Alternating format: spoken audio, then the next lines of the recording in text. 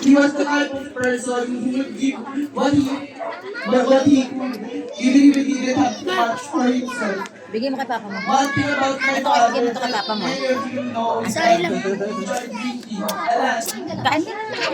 When he was present in good spirit, he loved to spend time with his friends over a drink.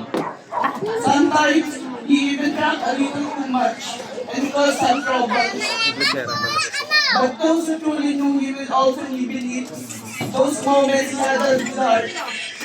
He was never defined by his mistakes. He was defined by his love, his laughter, and his presence in our lives. As a father, he was a good provider.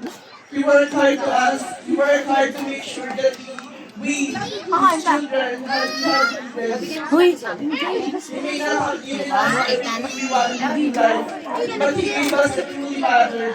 His support, his effort, and his Dalawang love bulok in po the kay basic. Bulok. He is for that we will always be grateful. Today, as we say goodbye to him, I also want to give this reassurance. Papa, you don't have to worry anymore. I am the eldest, and I promise I will take care of Papa and my siblings. I will care for the responsibility to care for so many. Wala kayo, wala na kayo. Not only my best, but your proud. We will miss you deeply. Your voice, your laughter, even your stubbornness.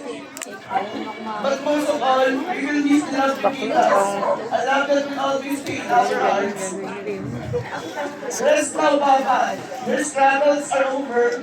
Your journey Kuya. here on earth is complete. Thank Kuya. you for everything. For being our father, our Bading. provider, our guide, and for showing us what it means to ignore, knowing even life is not easy.